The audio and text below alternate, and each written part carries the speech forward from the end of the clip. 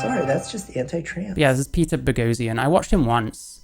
It was quite academic, the kind of stuff they were talking about, and I was just about keeping up.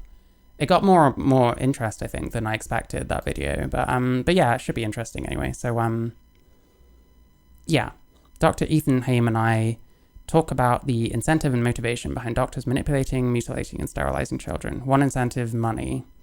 Let's see what's going on.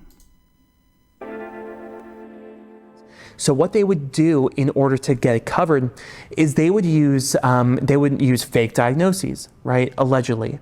So estrogen deficiency. So you have a boy who believes he's a girl. So in the medical record, it says female everywhere in the charts. And then the diagnosis would be estrogen deficiency. That's crazy already. I don't know, I had a pretty much made up diagnosis. When I went to the psychiatrist when I was about 24, because that's what you had to do before getting referred to a GIC. Excuse me. When I went to the psychiatrist, I think they diagnosed me with like transsexualism or something, which this was 2014, yeah. I don't know if that's a term. I don't know if that means something specific or what, but I don't know. They couldn't use gender dysphoria as the diagnostic code for the insurance company because that would be not kosher, right? That would be illegal. So what they do is they use a fake diagnosis, estrogen deficiency. So when the insurance company sees it, they see estrogen deficiency in a female in order to... Estrogen deficiency. It kind of reminds me of those people who treat it like, oh, I was born female, and my male body is like a condition that I have, which is bizarre. It doesn't work that way. You have no evidence for that being the case, and anyone making that argument, they shouldn't be. Justify the payment for this intervention, right? But that's fraud. That's illegal. You can't do that, right? So that's like they're using the evidence of their healthy physiology as evidence of their disease. Right? So the fact that this kid is healthy is what they're using as evidence of the disease that they bill to an insurance company. If that's true, which I highly doubt that this is untrue if she's willing to come out with these allegations, because these allegations have severe implications if you allege it with it not being true. Yeah. So...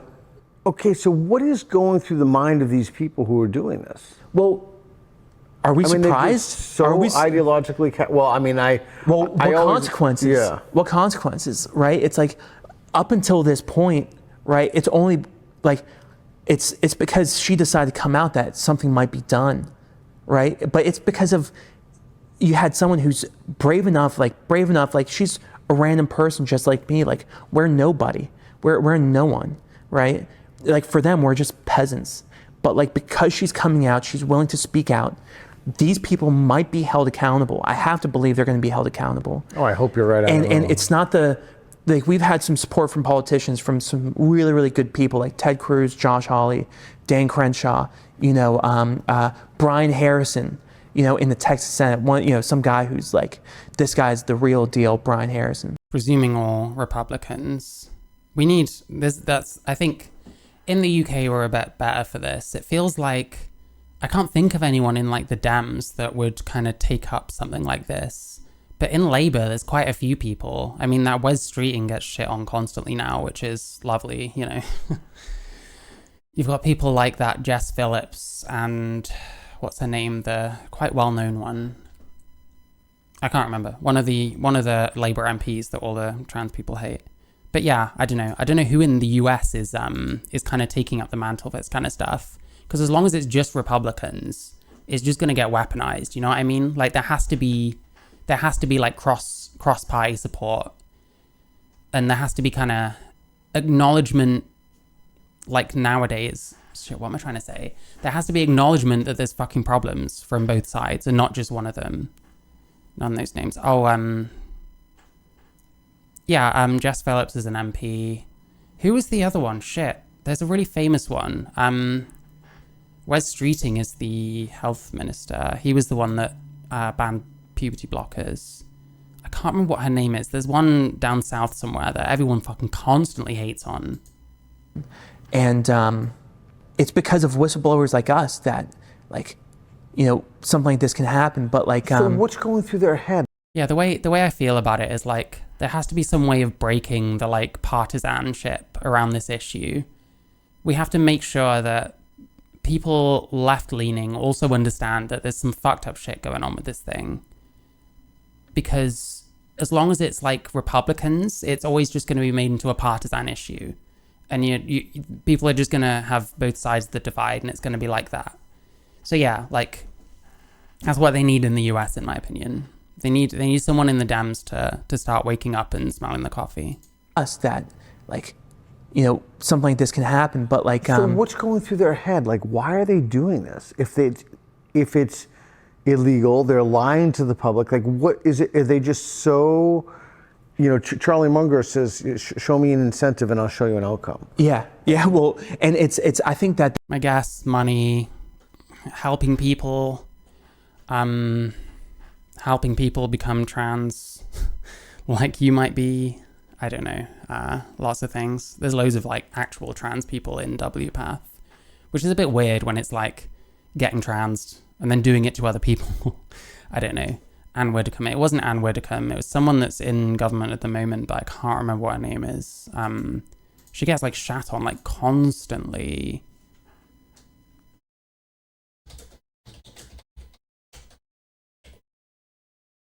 But yeah, we actually have a chance in the UK because we have various people in Labour. Yeah, Rosie Duffield. That's the one. Like, she gets shat on constantly by these people. It's insane. And, like, we need kind of people like that at the moment. We need people that aren't in, like, the Tories or Reform or something that are able to kind of see some of this stuff. Like, they're still going to get smeared as, like, TERFs and shit. But, I don't know. When there's kind of bipartisan support for sorting out some serious problems like there is with trans healthcare, then it's kind of needed, and there needs to be Dems that are going to step up to the plate in America. That's part of it. I think that's a component, because when you medicalize a 11-year-old child, well then, like, the amount of money that you can make over the next decade is like unbelievable. Oh my God, in America, I bet. Jesus Christ. We're talking about billions and billions of dollars. Because they become lifelong medical patients. Yeah. Lifelong medical patients by their own protocol, right? Like, they have to take, like, their... I wonder if there's a way not to trans and be a lifelong patient at this point. Like, currently, probably not. I mean, I'm going to be taking HRT for the rest of my life. Am I a lifelong patient? I guess I am. I wonder, maybe there'll be a way in the future. But then... if there is a way in the future, you wonder if it'll end up being suppressed because it wouldn't be as profitable. But hey, this is speculation. Their existence, right? Them not killing themselves is based on them on a doctor's prescription pad or a surgeon's recommendations. That is what they say. There is no off-ramp for them. There is nothing, because any off-ramp is prevented by the moral blackmail of suicide. So of course, they have to stay on this for the rest. This is very true, by the way. Rest of their lives, right? In order, like, you want to tell me there aren't people constantly going on about these kids that are going to kill themselves if they're not given this, that, and the other. I don't know how many illnesses work in that way, where it's like, you have to do this for this person or they're going to kill themselves. I wouldn't think many. Of suicide. So of course, they have to stay on this for the rest of their lives, right, in order to justify it. So you think the hospital administrators were financially motivated? Oh, of course. I mean, that's my opinion. Oh yeah, absolutely. Because it's like, how much money can they make? I mean, there was that video from Nashville, from Vanderbilt, where they say, well, we can make a ton of money with these procedures, $40,000 for a surgery. Yeah. I heard stories from Northern California where the orthopedic surgeons are being pushed out of operating room time for the gender surgeons. And a lot of people won't understand the significance of that. Anyone who works in an operating room will immediately be shocked, because I don't understand the significance. Orthopedic surgeons rule the roost of because they make the most money, because they use hardware. So if you have orthopedic surgeons being pushed out, then that means whatever surgeon is pushing these people out is making crazy amounts of money. Okay, so listen, big if true.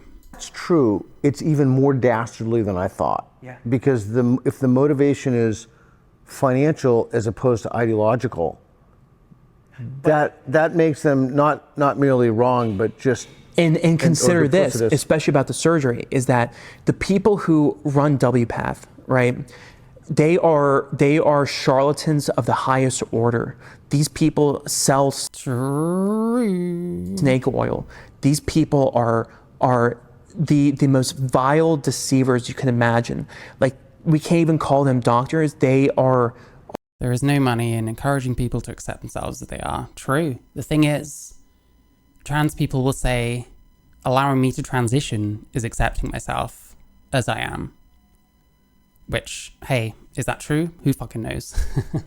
Who knows whether genuinely that person is actually meant to be the other sex? But it's a way they can beat you over the head with it, I guess.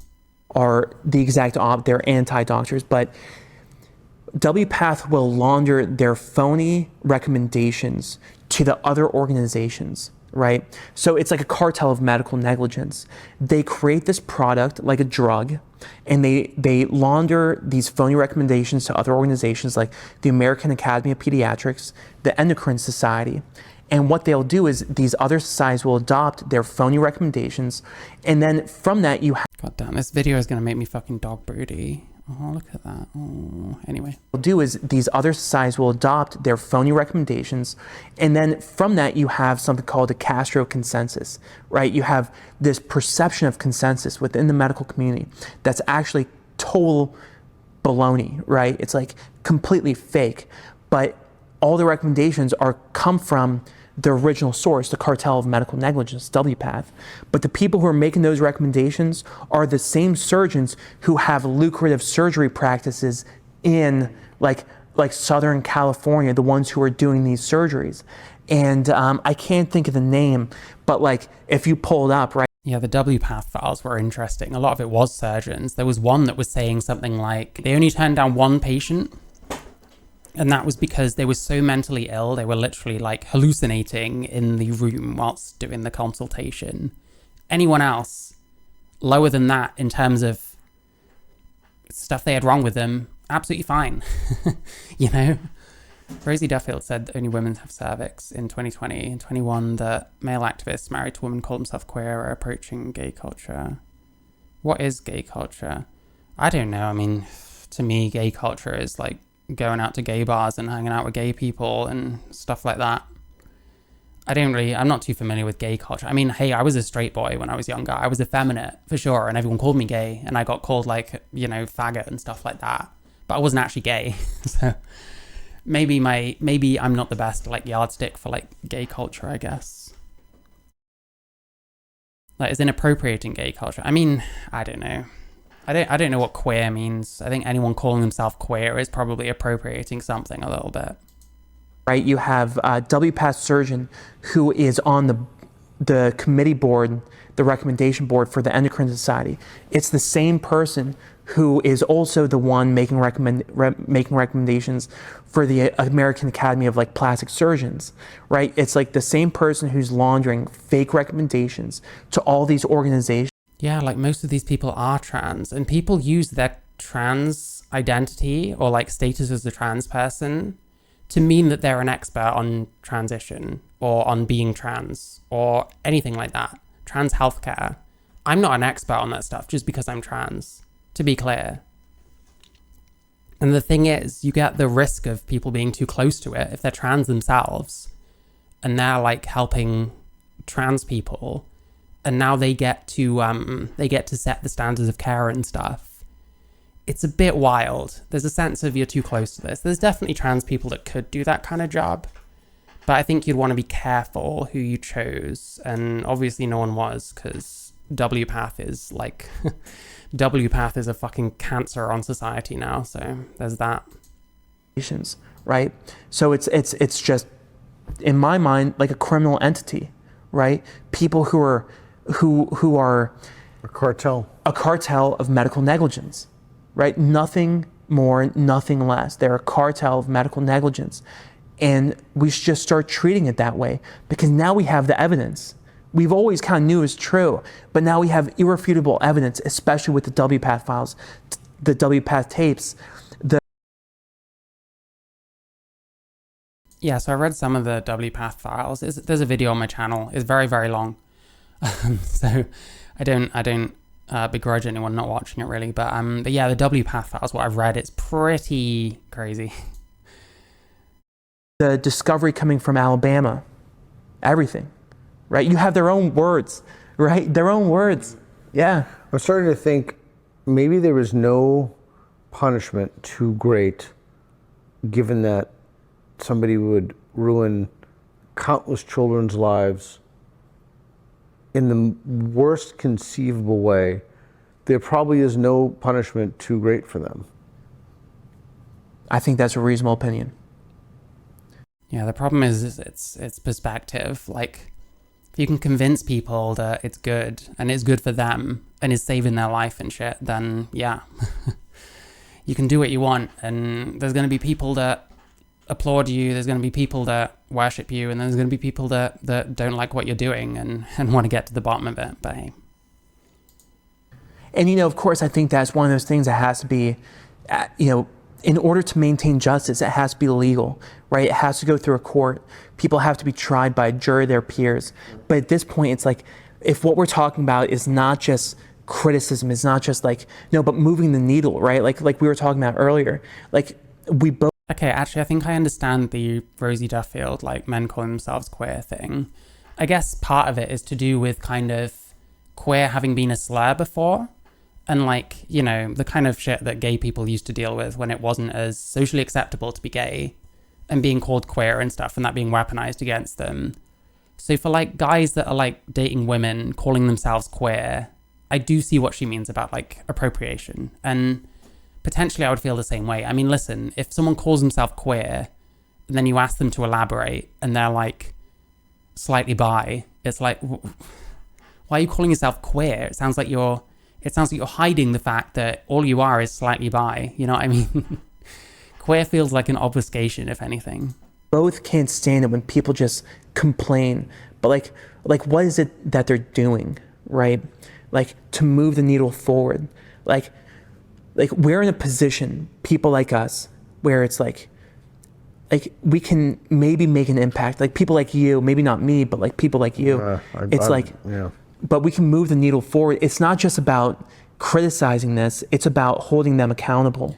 That's right. It has to be about that. Yeah, it's not just about defense, but offense, which is like what we've always believed in my case too. It's not just, we can't just tell this story about them coming after me, like this profound corruption. Like, no, afterwards, we have to hold these people accountable, right, for what they've done. There's no other option. Because if we don't hold them accountable, then they're just going to do the same thing to someone else. And the machine is going to perpetuate, and they will silence all critics, and more children will get hurt. Yeah. And I think he's saying that we're on the road like that now. I definitely think that something is going to happen that's going to be beyond the pale for too many people, and that eventually this will come crashing down. And there's so many different ways it could happen. It could be something to do with trans kids. It could be to do with sports. It could be to do with the way that care is handled. Could be to do with detransitioners, but I don't know, something's gonna happen sooner or later. Like, it's a bubble and it's gonna burst. I don't know when, but it's gonna. The crisis of cowardice will be perpetuated. Yeah. And it's like, but the crisis of cowardice is perpetuated, but what we can do is take that same like principle, right, where cowardice is perpetuated when other people are. And the other thing I'll say about that, because obviously that's something that I believe I'm contravening just by being here, but like more and more like transsexual people in particular are just kind of getting fed up of the way it all gets talked about and all the complete nonsense that people spew to try and explain trans to people, often filling other people's heads with shit so that then they transition and they already believe all the shit and then it just gets passed down and down and down.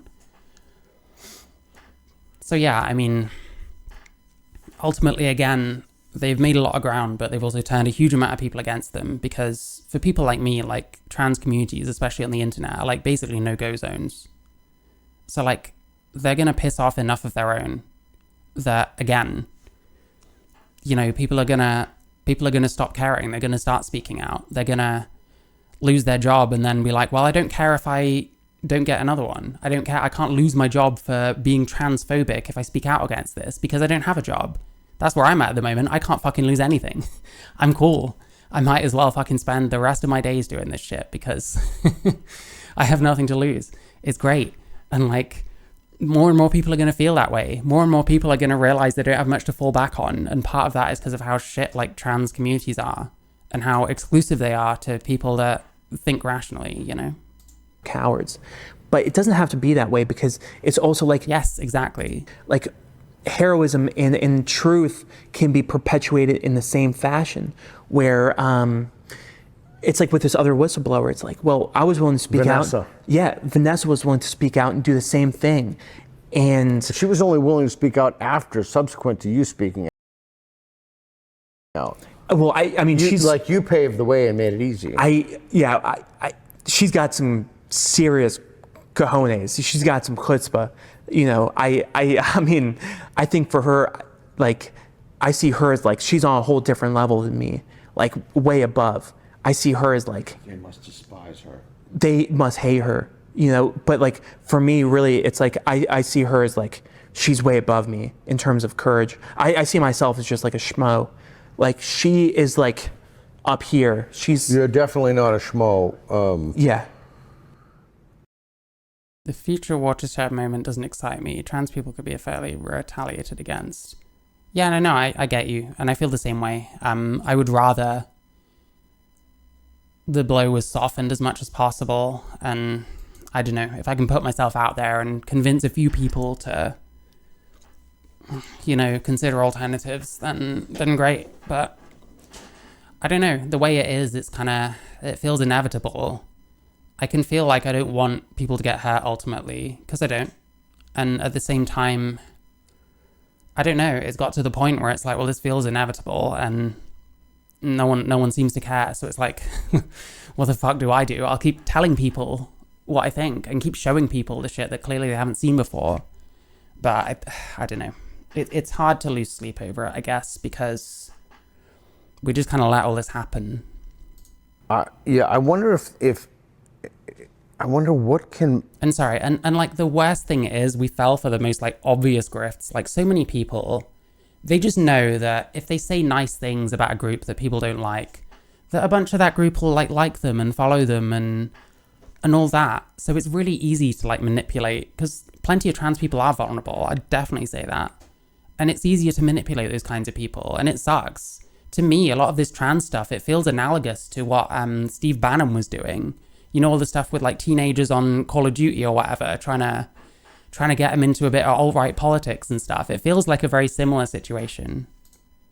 Like, so people listening to this, and then, I'm sorry, I'm pausing so fucking much. I will go back in a sec. The other thing is, like, you know, I feel like evidence of that is how many people I see nowadays that are just like, oh, well, I met trans people and finally learned about it, and then I decided I wasn't. It's like, Jesus. You know, but social contagion isn't real, so whatever, I don't know. Trying to think, like, what can motivate people? I wonder what can, like, so people listening to this, I'm trying to think, like, what can motivate people who know there's an injustice, who know that the system is corrupt, whether it be the peer-reviewed system, whether it be, I mean, there are just so many systems at this point. Our institutions have wholly failed us on a number of levels. Peer review. I need to look into like the way they peer review stuff, because people do this all the time. Oh, well, these studies are like peer reviewed. I'm like, okay, on the face of it, what does that mean? What does that say to the actual science itself? You know what I mean? Peter's a hero. I love everything. Yeah, to be honest, like I've only seen like this video and one other, but I find him quite interesting. Sometimes it's a bit hard to keep up with like some of the jargon, because I'm not like an academic and I'm not like minded in that way really. But like some of the conversations so far have been like actually really interesting to me.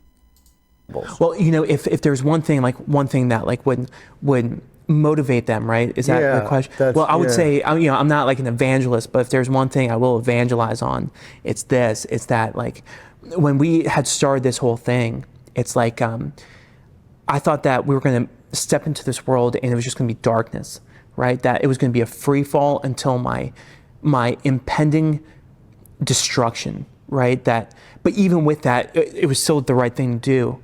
But what I'm realizing is that like once I stepped out into this world, that it's not this world of darkness, it's actually a world of light, right? That the grass is so much greener on the other side. 100%. That even though it seems, and that's why I want to like. Listen, I've never felt happier or more free just accepting myself. You know, accepting that I'm a male human being ultimately. Because you can kind of be what you want, and you can still call yourself a trans woman and make that distinction from women. There's still going to be people that aren't happy with that, but there's going to be people that aren't happy with anything. Honestly, it's been very freeing.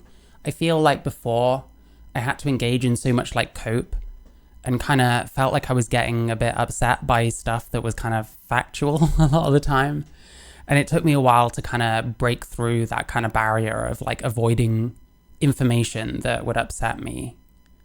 But ultimately, it can be freeing. Like, you don't have to pretend that you're literally a woman. You don't have to pretend that every cell in your body changed spontaneously because you identified a different way. You know what I mean? You don't have to do any of that.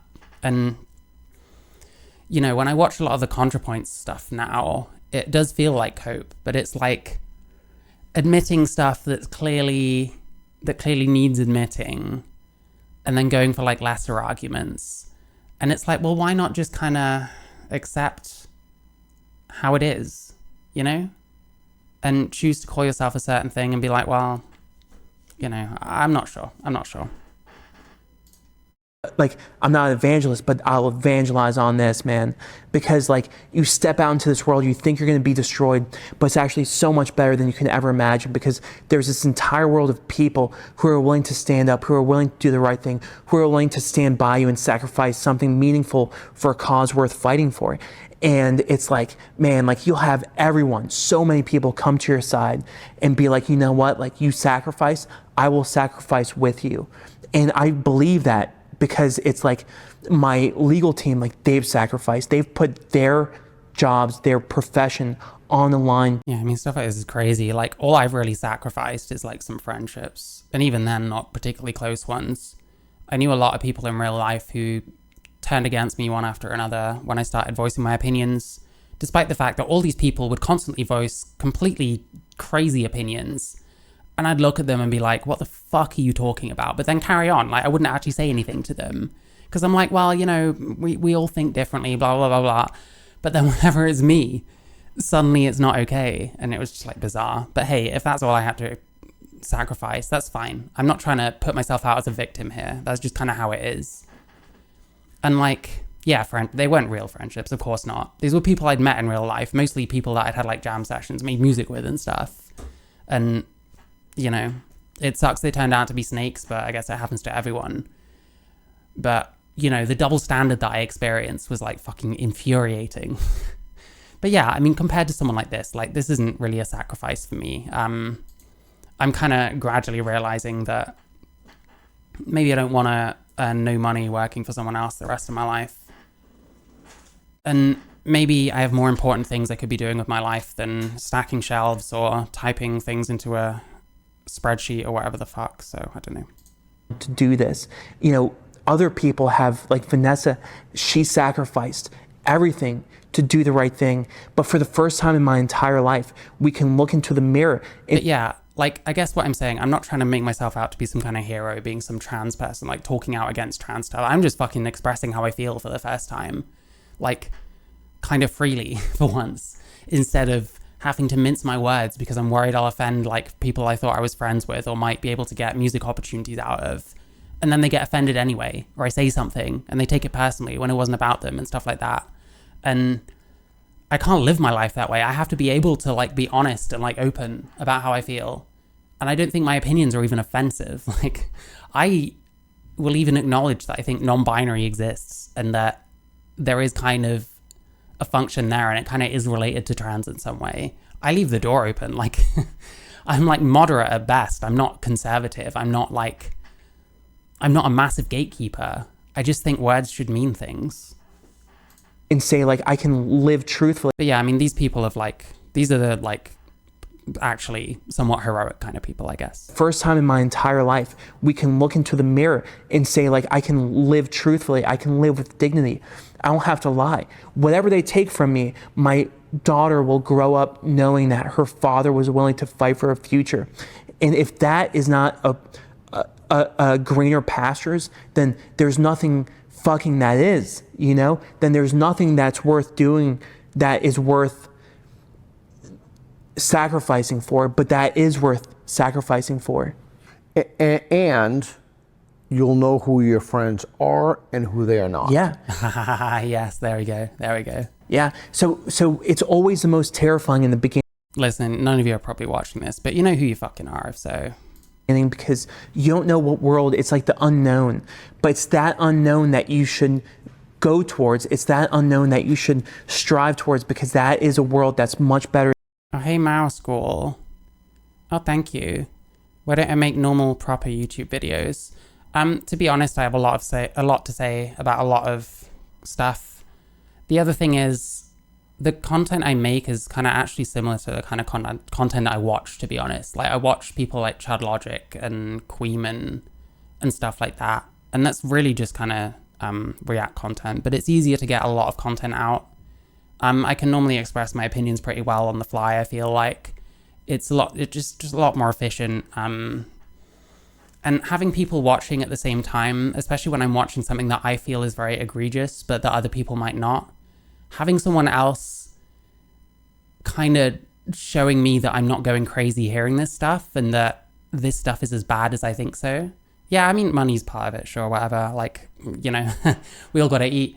But like, but yeah, I don't know. Having other people watching sometimes is like kind of helpful for me, because it's quite easy to gaslight me, or it has been. And I used to gaslight myself a lot. And I'm trying to come out of that and be a confident person, because I think I'm reasonably intelligent. I should be able to have some confidence in my views and stuff. But I don't know, hopefully that shows. A lot of it is just efficiency. It's easier to take the sections out, put them in there. It's a bit easier to grow an audience when you can kind of talk to them a bit, and it's a bit more fun. But yeah, lots of reasons. I think when I'm a bit better established, I do want to do like scripted stuff as well, just to kind of really like nail down certain topics, if that makes sense. Oh, thank you. I appreciate that. Than the one you're living in now, and that's a fact. That's one thing that's true. It's more authentic. It's the most authentic. It's not more. It's the most authentic, and like you making like 10-minute video just for growth. Yeah, I mean, I try not to make anything last too long, but it just doesn't work that way. I get on a roll and I just start fucking talking way too much. ContraPoints. It seems people have misunderstood what she said. Yeah, I would agree with you. In fact, that's pretty much the take I made, in fact, that people listened to her and took a lot of the wrong points from her, because she makes some points that you could hear any TRA saying, and then others where she just seems to be being a lot more realistic, which was usually a bit more of a cope, if you know what I mean. Like, a lot of it was like, yeah, I kind of am just a dude, but we're trying to gloss over that. And that's fine. Like, her attitude, for the most part, is fine with stuff. And I've had disagreements, sure. And a lot of her stuff about TRA and about the left at the time was really good. And people didn't take the proper people didn't take the proper messages from them. And I mean, I feel bad. Like, ContraPoints is largely responsible for what BreadTube became, but I wouldn't say that was her intention. So I basically agree with you. Make sure the thumbnails of you doing a goofy if it ever gets to that, then you'll know that I've fully sold out, I guess. I do try and do thumbnails, but I don't know. Sometimes like getting the videos out is just kind of, by the time I've done it, it's just like, I can't think anymore. I'm just gonna, whatever it goes out with, I'm sure that's fine. I don't know. I'll sort it one day. You can attest to this too. Like, how much have you sacrificed, right? I mean, you know, it's you can't even. And my life is so much better now as a result. Everyone says that. It's true, because like you might lose something, but you gain something in the process. You might lose your. Listen, feeling like I don't have to appease people that are only one disagreement away from like our entire friendship falling apart. That's a good thing. I'm glad I don't feel that way anymore. I'm glad I feel like I can just say what I want and just not really care. Because it's true. Like, if you're worried about offending your friends and they're not really your friends and they're just kind of waiting for you to say the bad thing so they can cut you off, saying the other thing, you'll probably meet other people who do understand you, you know? Like, there's other people out there. And to me, like, yeah, it sucks that I feel like I can't connect with very many people that are trans like me. But I mean, being trans has never been like of interest to me when it comes to being friends with someone. Most of my friends have been like just guys, you know, because it's not really about wanting to be around trans people. It just kind of sucks that, you know, I can't really connect with those people most of the time. Freedom, but you gain your dignity in the process. You might lose your finances, but you gain your truth in the process. And they, like, the only things they can take away are the things that we're willing to give away. But we are the ones in control now, right? We're the ones who, they require our compliance in order to ensure our destruction, you know? It's kind of on topic. I feel like just 2 years ago, trans woman be a woman trapped in a man's body, but now making the claim is transphobic. Maybe. I definitely still hear like woman's brain in a male body and stuff, which they're really like, the evidence is pretty lacking for. I still hear people sort of put it, the way I kind of hear it nowadays actually, no, you're right, the way I hear it nowadays actually is like, I've always been female and my condition is that I have a male body, as if like the penis is like an unwanted growth or something, or like you have a DSD or something, which is really weird and makes no scientific sense whatsoever. Like, I wasn't a girl when I was born. Think about sports though. Well, yeah, I mean, listen, I'm not pro trans people in sports. It kind of seems like most of the sports are banning trans people, so it looks like hopefully that will carry on happening. I just don't think it's workable. And I think philosophically, there's a huge problem with like males entering in the women's sports kind of thing. People say that, but they don't accept what it means. Yeah, people say lots of things. Like, we love like this metaphorical language, and it's fine when you're saying, oh, I mean, it's a metaphor, you know, it's not really easy to put words to my feelings. That's fine. I mean, I write songs. I know about that. But like, you know, it's just bizarre. And again, that's why I leave a lot more room for someone like ContraPoints. You can at least admit that kind of stuff and say, I use metaphorical language. Because now it's just become literal with no like backing as to why it should be literal. It's just how people feel, and people want their feelings validated. It's got nothing to do with what's real. You know? Like, and all we have to do is refuse. All we have to do is say no. To say no, like, we're not going along with it. You want to destroy our future? No. We refuse. We will not comply. We will not go along with your phony world, with your clown world. We're not going to go along with it any longer. And we're willing to sacrifice for saying no, right? And like, that's a much better world than the alternative. And for all those people out there who, like, you know, then they have to understand that that's the truth. It is better out there. Thanks for watching. Be sure to subscribe. There we go, Peter Boghossian. I like his channel. I haven't watched very much of him, but yeah, fair enough. Cartel of medical negligence exposed. That was cool. I knew some stuff about the WPATH stuff. Maybe I should watch the whole thing on my own time. But yeah, I've heard of that eithan haim as well. It was to do with somewhere in Texas.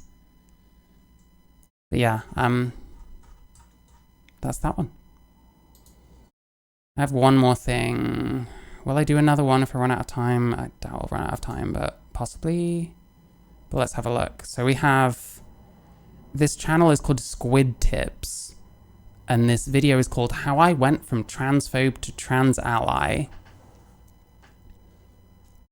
That's a very old trope. They did an episode of Medical Center in the 70s where a trans person was getting surgery, and that was the explanation. Oh, fair enough. I don't know. We like to recycle them then, I guess.